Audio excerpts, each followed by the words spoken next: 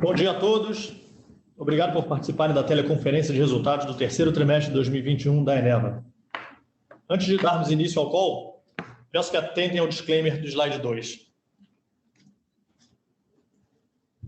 Bom, passando agora para o slide 3, começo apresentando os destaques do trimestre. O terceiro trimestre de 2021 foi marcado por um forte desempenho operacional. Encerramos o trimestre com EBITDA ajustado de R$ 573 milhões, praticamente o dobro do valor do EBITDA registrado no terceiro trimestre de 2020. O crescimento foi reflexo do alto despacho para atender a demanda crescente do mercado por fontes despacháveis e do incremento das margens variáveis das nossas usinas.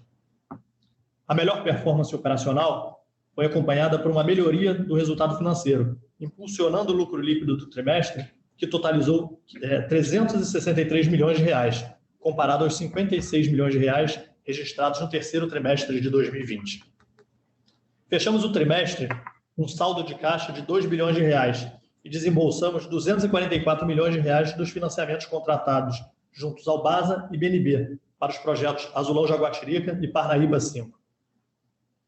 Continuamos avançando nas obras nos sites de Azulão, Jaguatirica e Parnaíba 5, com etapas importantes alcançadas, conforme será detalhado mais à frente. Nossa previsão para início da operação comercial de Azulão Jaguatirica é até o final desse ano e de Parnaíba 5 durante o primeiro semestre de 2022. Vale destacar que no mês de julho fizemos uma certificação extraordinária de reservas e recursos contingentes, referente a 30 de junho de 2021, apontando um incremento de 8% no volume de reservas de gás 2P do campo de Azulão, bem como recursos contingentes na área de Juruá e outras acumulações de gás e óleo na bacia do Amazonas. Considerando a incorporação das novas reservas e descontando a produção acumulada até o final de setembro, fechamos o trimestre com reservas 2P totais de 30,8 bilhões de metros cúbicos nas bacias do Parnaíba e do Amazonas. Na bacia do Parnaíba, especificamente, tivemos um aumento de 1 bilhão de metros cúbicos no volume de reservas 2P de gás em comparação ao terceiro trimestre de 2020. Mesmo em um cenário de forte produção de gás.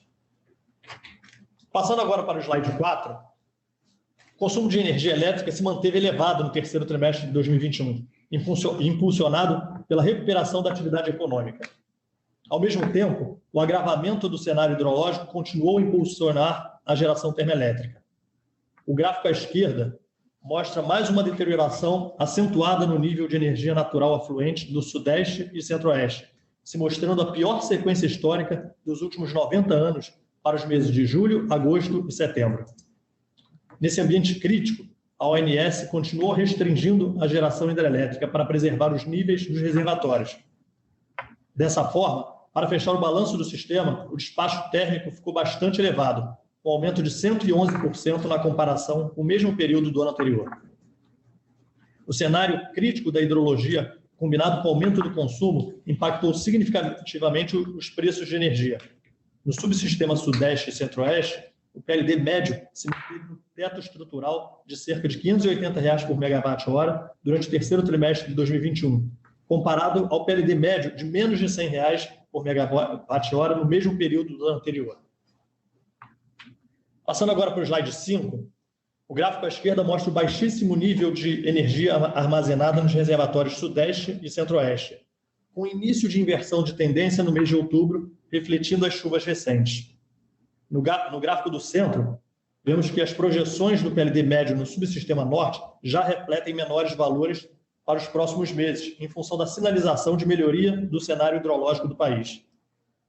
No entanto, mesmo com essa perspectiva de redução de preços, é esperado que o despacho térmico continue elevado nos próximos meses, para viabilizar a recuperação dos reservatórios.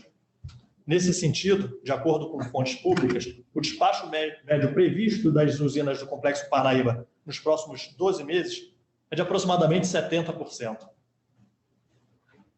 Passando agora para o slide 6, no terceiro trimestre, todas as usinas da Eneva despacharam por ordem de mérito, totalizando um despacho médio de 98% no trimestre, comparado a 24% no terceiro trimestre de 2020. Com isso, a produção de gás também aumentou consideravelmente, de forma que o despacho médio da UTG atingiu 93%, versus 26% do ano anterior. No terceiro trimestre, os CVUs das usinas a carvão e Parnaíba 1 foram positivamente impactados pela alta expressiva dos indexadores de preços de combustíveis, o CIF-ARA e o Henry Hub. Adicionalmente, o aumento do PLD no período impactou a parcela de energia comercializada no mercado spot. Todos esses efeitos contribuíram para o crescimento da receita líquida no terceiro trimestre de 2021, que aumentou quase R$ 1 bilhão em relação ao mesmo período do ano anterior. Passando agora para o slide 7, apresenta os principais impactos no EBITDA do trimestre na comparação com o ano passado. Nesse trimestre, o EBITDA ajustado atingiu R$ 573 milhões, um aumento expressivo em relação ao terceiro trimestre de 2020. O resultado foi impulsionado principalmente pelo desempenho no segmento de upstream, reflexo do maior despacho, que impactou a receita variável com a venda de combustível sem contrapartida nos custos. O desempenho no segmento de geração a carvão também contribuiu para o aumento do EBITDA ajustado na comparação anual.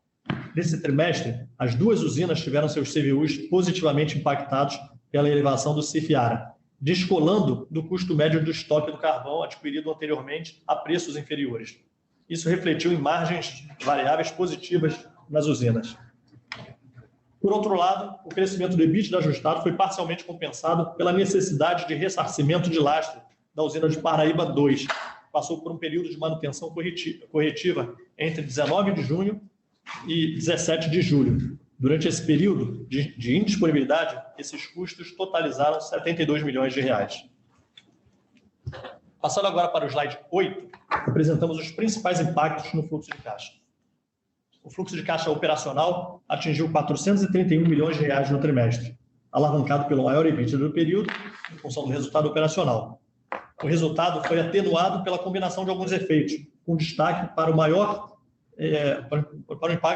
impacto da necessidade de capital de giro no trimestre. Essa variação foi basicamente em função do maior despacho e CBUs das usinas, impactando no saldo de contas a receber e no aumento dos estoques de carvão. No fluxo de caixa de investimento, os desembolsos totalizaram R$ 280 milhões, destinados principalmente à construção dos projetos Azulão Jaguatirica e Parnaíba 5 e ao desenvolvimento do campo de Gavião Preto. O fluxo de caixa das atividades de financiamento totalizou R$ 116 milhões, alavancado pelos desembolsos nos financiamentos junto ao BNB e ao BASA, um valor total de R$ 244 milhões para a construção dos projetos. Nesse trimestre, realizamos o último desembolso junto ao BASA, concluindo então a captação total que era prevista de R$ 1 bilhão com a instituição. Esse impacto positivo no fluxo de caixa de financiamento foi parcialmente compensado pelas amortizações de juros e principal no período e pelo aumento dos saldos de depósitos vinculados para a constituição da conta reserva para os pagamentos relacionados às debêntures de Parnaíba 1. Encerramos, então, o trimestre com uma sólida posição de caixa consolidada de R$ 2 bilhões, que nos concede flexibilidade e liquidez para fazer frente à estratégia de crescimento da companhia. Passando agora para o slide 9, apresentamos a estrutura de capital da Eneva. No final do trimestre, a dívida líquida da companhia totalizava R$ 5,9 bilhões e a alavancagem estava em 3 vezes dívida líquida sobre EBITDA. O prazo médio de vencimento da dívida consolidada era de 5,5 anos no encerramento do trimestre, com a maior parte dos vencimentos concentrados a partir de 2025. No final de setembro desse ano, 65% da dívida estava indexada a IPCA e 34% ao CDI. O spread médio das dívidas indexadas ao IPCA era de 3,9%, para as demais dívidas de 1,5% acima do CDI. Passo agora a palavra para o Lino, que vai detalhar os nossos investimentos no trimestre. Obrigado, Habib. Bom dia a todos. Os investimentos no trimestre totalizaram R$ 499 milhões, sendo que R$ 264 milhões foram destinados às obras de Azulão Jaguatirica e Parnaíba 5. No upstream, os investimentos totais somaram R$ 155 milhões, com destaque para o desenvolvimento do campo de Gavião Preto, na bacia do Parnaíba, no valor de R$ 93 milhões.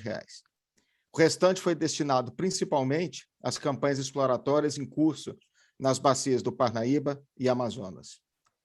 No segmento de geração, foram feitos pagamentos relacionados à aquisição dos principais equipamentos da ilha de potência da UTE Parnaíba 6, que é o fechamento de ciclo de Parnaíba 3, totalizando por um valor de 7,7 milhões de reais.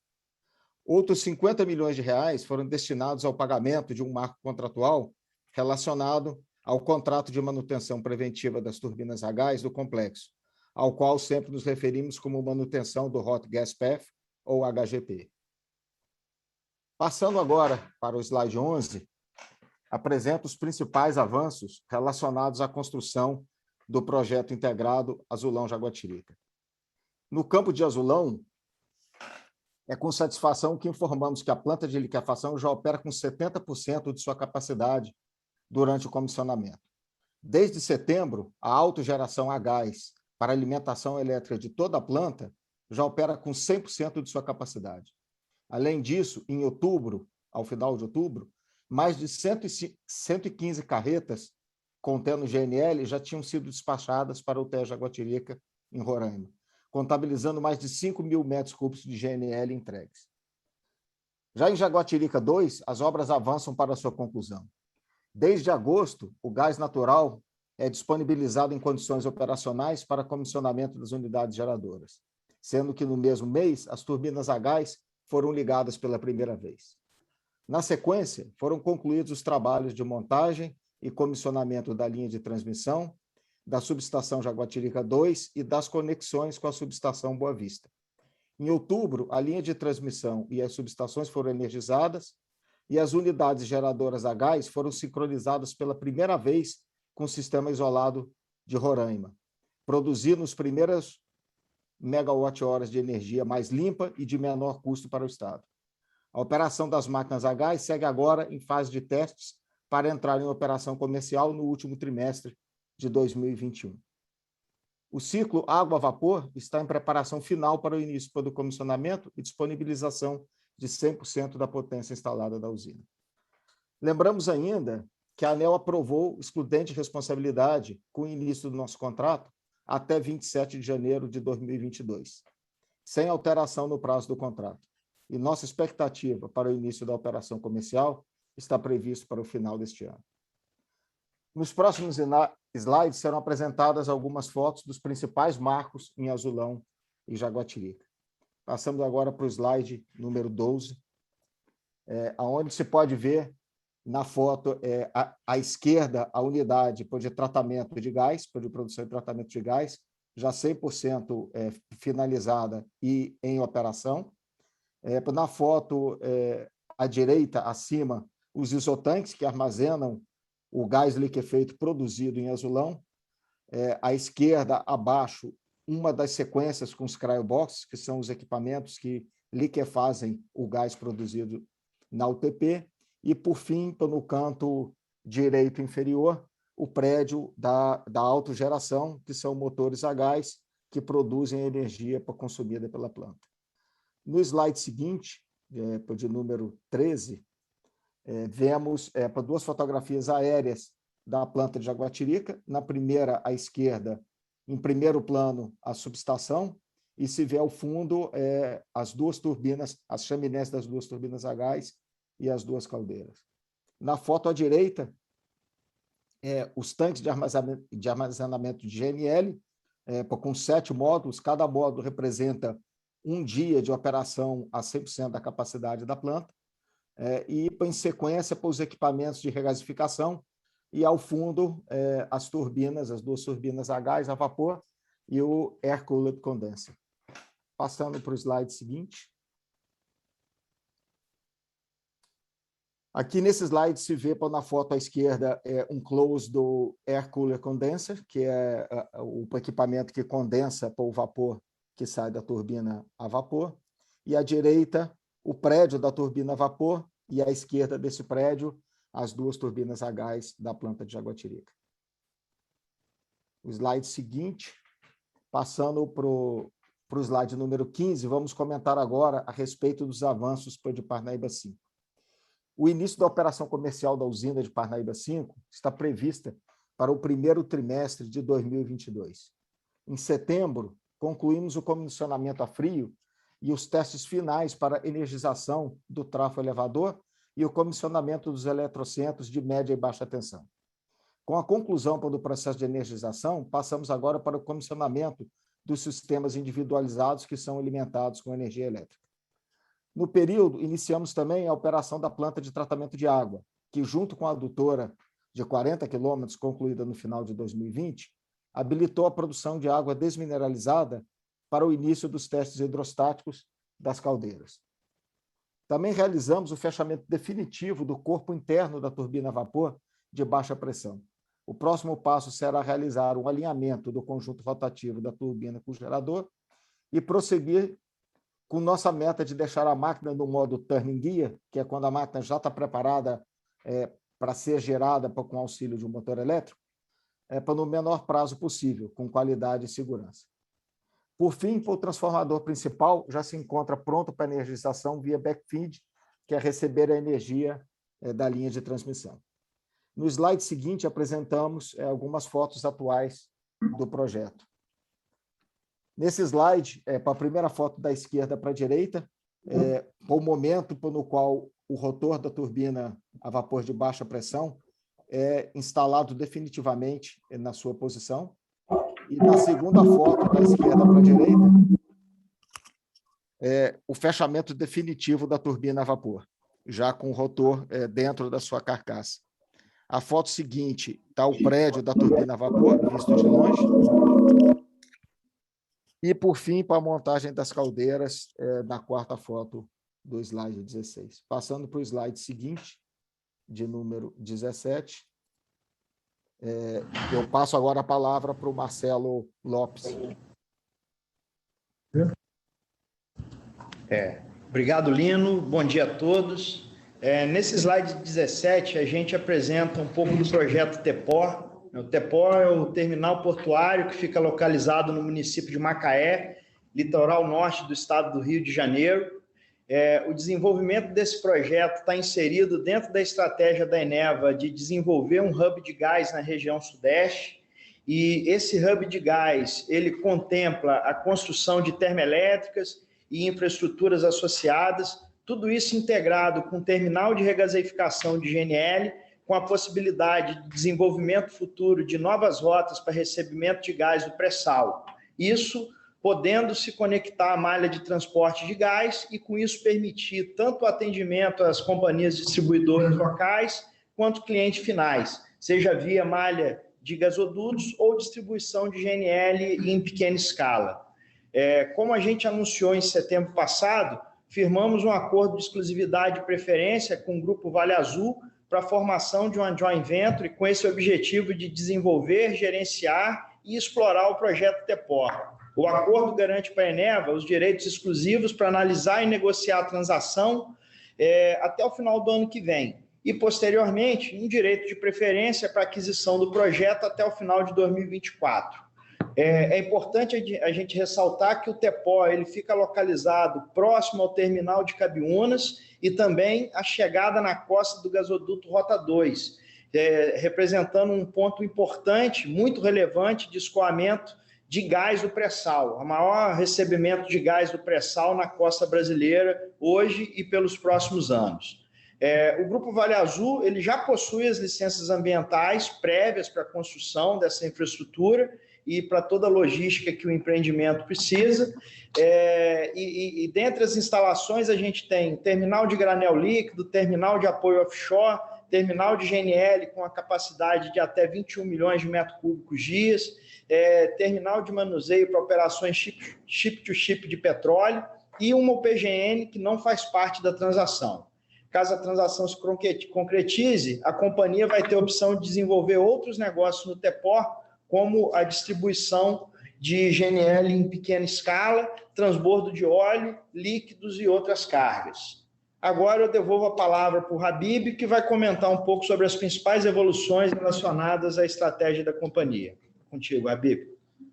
Obrigado, Marcelo. Acho que agora a gente encerra aqui a apresentação. Vamos abrir para perguntas e respostas. Está toda a diretoria aqui da Eneva à disposição. Por favor.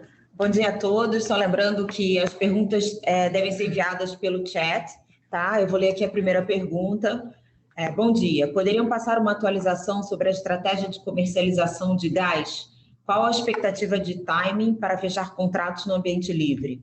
Como vocês estão avaliando a potencial demanda e a atratividade desse tipo de monetização versus outros tipos de monetização de gás? Como suprir uma potencial térmica em um leilão de reserva de capacidade ou futuras térmicas decorrentes da lei de privatização da Eletrobras? Vou passar a palavra para o Marcelo. Obrigado pela pergunta. O projeto que a gente acabou de apresentar, que é o projeto de criação do Hub de Gás no Sudeste, ele, inclusive, está inserido dentro dessa estratégia de diversificar os nossos modelos de negócio, entre eles incluindo a questão da comercialização de gás, seja para o cliente final, seja para a distribuidora, para aqueles clientes que estão conectados na malha e também para aqueles clientes não conectados na malha, usando o GNL como modal. Como a gente hoje não está posicionado próximo à malha de gasodutos, a gente precisa primeiro originar a solução para poder ter a molécula e então a gente conseguir fechar algum novo contrato, né, dentro desse novo mercado de gás. A gente vem discutindo nas regiões onde a gente já dispõe da molécula com alguns clientes, né, porém atendidos fora da malha de gás, né, na modalidade, na forma de entrega através da distribuição de GNL. Isso a gente tem algumas discussões bem avançadas, porém nada ainda que a gente possa discutir. E esse ponto que foi levantado, né, da alternativa de ou vender para o cliente final ou suprir uma térmica, é uma decisão que vai estar, a partir de agora, sempre presente nas discussões da companhia. A gente sempre vai ter que ver qual é a melhor oportunidade de colocação da molécula, seja para um cliente industrial, seja para uma termoelétrica, e tentando fazer a avaliação da melhor oportunidade de monetização daquela molécula, em leilões, nos leilões que a gente tem na mão, quanto em futuras oportunidades que a gente acredita. Então, isso vai ser parte, sem sombra de dúvida, das análises para a definição das estratégias de venda do gás. Obrigada, Marcelo. A próxima pergunta... eu vou pedir para o Pedro Ziner responder. Qual o status da negociação de Urucu? Se vocês podem falar um pouco mais sobre isso. Tá bom, obrigado. Bom dia a todos e assim, obrigado pela pergunta. Bom, eu acho que a questão em relação ao Urucu, nós estamos engajados há mais de um ano nessas discussões com a Petrobras, né? E acho que nesse meio tempo os preços relativos mudaram, as conversas com a Petrobras se intensificaram e, sem dúvida, vem se estendendo por um tempo maior do que gostaríamos. Eu acho que o tempo, de certa forma, ele vai a nosso favor porque ele possibilita algumas opcionalidades, né? E com essas opcionalidades a gente consegue fazer escolhas e tomar a decisão mais correta em termos de alocação de capital, né? Isso nos proporciona uma perspectiva melhor, evitando amarrar uma transação, e reduz, de certa forma, o viés emocional vinculado ao sucesso da transação. Tá? Eu estou falando isso tudo, vou explicar um pouquinho por quê, mas a gente continua engajado nas discussões sobre o Urucu, mas acho que hoje a gente pode dizer que esse seria o plano B, né? Vocês vão poder ver em breve, na divulgação das certificações de reserva, no final do ano, nós tivemos um grande sucesso na campanha exploratória de Azulão e nas áreas adjacentes adquiridas no leilão da rodada permanente. Avançamos bastante também na estratégia de desenvolvimento e escoamento do gás de Uruá sem a conexão com o Urucu. Então, isso faz parte das opcionalidades que eu mencionei anteriormente. Então, dado esse contexto, acho que a grande decisão que a gente precisa tomar em breve, né, ela está vinculada agora à forma mais eficiente de alocação de capital. Sem dúvida, uma delas é fazer a aquisição de Urucu, monetizando o excedente de gás que não é monetizado hoje e conectando no futuro com o Juruá, ou acelerar o desenvolvimento do ativo de Azulão e replicar em escala na bacia do Amazonas o que a gente tem no Parnaíba hoje. Acho que uma das perguntas anterior fala exatamente na possibilidade de de replicar o modelo dentro da estratégia comercial. Vocês vão ver que a gente já deu o primeiro passo dentro desse contexto, através do cadastro de um projeto com uma térmica com a capacidade de 295 mega para o próximo leilão de dezembro, utilizando o gás efetivamente na bacia do Amazonas. Então, eu acho que as negociações, resumindo, elas continuam. A gente teve, assim, dado a negociação longa, a gente criou opcionalidade dentro do portfólio. Nós construímos um balanço forte, temos uma sólida geração de caixa, como vocês puderam ver, e uma posição de caixa considerável hoje. Temos um portfólio grande de aquisição e vamos adquirir ativos somente se a gente acreditar que o investimento pode aumentar consideravelmente os retornos marginais do nosso portfólio. Então, acho que assim, crescer por crescer não gera valor. Obrigada, Pedro. A próxima pergunta é: vocês estavam tentando comprar a Ecoenergia, que acabou sendo vendida para a Equatorial. Existe algum outro alvo em vista? Vou passar a palavra para o Marcelo Habib. Bom dia, obrigado pela pergunta. Deixa eu só pegar o primeiro trecho da pergunta, só para confirmar, sim, de fato estávamos no processo de desinvestimento da Actis em relação ao ativo equatorial. Olhamos... Ecoenergia, desculpa. Olhamos o ativo, gostamos do ativo, participamos do processo, fizemos due diligence e entendemos que o nosso limite de preço era um que a Equatorial superou, enfim, levou o ativo. Faz parte da estratégia da companhia a gente avaliar ativos renováveis, a gente quer sim avançar nesse novo mercado, um pipeline diversificado. A gente está estudando outros ativos sim, obviamente por razões de confidencialidade e até de competitividade do ativo, não faz sentido abrir nomes aqui, mas como vocês têm acompanhado, o mercado de renováveis no Brasil cresceu muito nos últimos anos, é muito fragmentado, tem muitos players, então tem muitas possibilidades sim de aquisições. Para a gente é importante a gente buscar uma plataforma já com uma certa escala, com gente, com um time especializado, uma vez que é uma nova competência que a gente precisa adquirir aqui para dentro da companhia. Então tem outras alternativas sim, sendo direto aqui a resposta. A gente está avaliando e fazendo sentido, como o Pedro falou, na nossa alocação de capital. E a alocação de capital, a gente olha sempre duas variáveis, né? O risco e o retorno. Então, ativos de menor risco, a gente pode se dar o luxo de ter um retorno um pouco menor e o contrário também ocorre. Então, estamos avaliando outras oportunidades e no momento devido, a gente vem a público aqui anunciar. Obrigada, Habib. A próxima pergunta. A Eneva fechou o terceiro trimestre de 2021 com um prejuízo acumulado de 590 milhões e apurou um lucro líquido de 362 milhões. É de se supor que, mantidas as condições atuais no mercado da Eneva, que já no segundo trimestre de 2022 a empresa já deve reverter esse prejuízo acumulado para lucro acumulado, e com isso a empresa já estaria habilitada para a distribuição de proventos aos acionistas. Vocês já pensam em uma política de dividendos para 2022? Vou passar a palavra para o Marcelo Habib novamente. Obrigado pela pergunta. Por mais essa pergunta, sim, ótima pergunta. De fato, 590 milhões de prejuízo acumulado. Esperamos, agora no final do ano, diminuir esse prejuízo acumulado para o primeiro trimestre, quem sabe, segundo trimestre, zerar e reverter essa posição, passar a gerar lucro acumulado e começar a distribuir dividendos aí para vocês, acionistas. Já temos uma política de dividendos rascunhada e discutida com o nosso conselho de administração. A gente não aprovou e não antecipou a divulgação para não perder o time. Deixa a gente virar esse resultado para trazer para vocês duas notícias positivas. Primeiro, obviamente, a reversão e em seguida, ou concomitantemente, essa política de dividendos.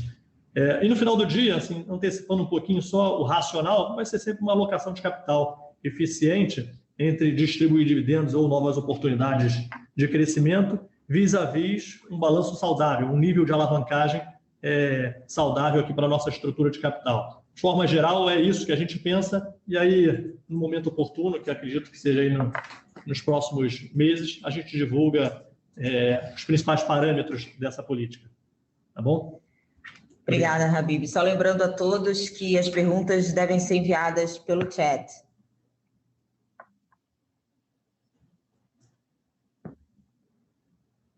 Não havendo mais perguntas, eu vou devolver a palavra para o Pedro Zinner para fazer o encerramento do call.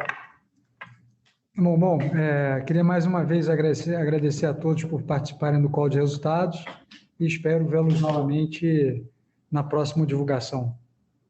Um abraço e bom dia.